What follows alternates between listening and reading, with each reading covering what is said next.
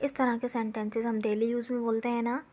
आपको इससे कुछ फ़ायदा हुआ, आपको इससे कुछ फ़ायदा हुआ, हम बोलते हैं ना भाई, कोई काम कर रहा होता है तो हम उसको बोलते हैं आपको कुछ इससे फ़ायदा भी हुआ कि नहीं हुआ, क्या इससे कुछ फ़ायदा हुआ, वहाँ जाने से कुछ फ़ायदा हुआ। इस तरह के सेंटेंस हम डेली यूज़ में बोलते हैं, हमें पता नहीं होता किस तरह से हम इसको बनाए। तो चले हम देख लेते हैं किस तरह से इसको बनाएंगे ईजीली तरीके से। पहले सेंटेंस स्ट्रक्चर देखते हैं। पहले हम देखते हैं कि वर्ड बेनिफिट इस्तेमाल होता है इसके लिए, ठीक है। वर्ड का इस्तेमाल होता है बेनिफिट या एडवांटेज, कोई सा भी एक लफ्ज़ इस्तेमाल कर सकते हैं। Did you get any benefit या एडवांटेज, ठीक है।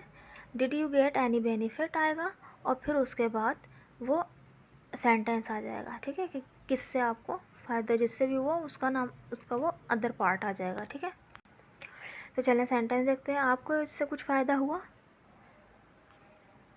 Did you get any benefit, आपको इससे कुछ फ़ायदा हुआ। Did you get any benefit, पूरा का पूरा यही आ गया, ठीक है। Did you get any benefit. Next sentence देखते हैं। वहाँ जाने से कुछ फ़ायदा हुआ, वहाँ जाने से कुछ फ़ायदा हुआ।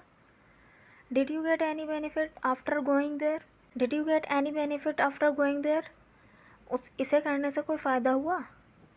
Did you get any benefit after doing this, did you get any benefit after doing this. तो ये सेंटेंस इस तरह से बनेंगे। आप इसमें कुछ वर्ड्स भी मिला के आप उसकी प्रैक्टिस भी कर सकते हैं। अब क्या ये सेंटेंस आप बनाइएगा और कमेंट बॉक्स में लिखिएगा। लड़ाई करने से कोई फ़ायदा हुआ, लड़ाई करने से कोई फ़ायदा हुआ। देखते हैं कितने बच्चे ये सेंटेंस बना पाते हैं, कि हमें पता चले कि आपको ये वीडियो समझ में आई कि नहीं आई। तो अगर वीडियो अच्छी लगी तो चैनल को सब्सक्राइब कीजिएगा, वीडियो को लाइक कीजिएगा। Thank you so much.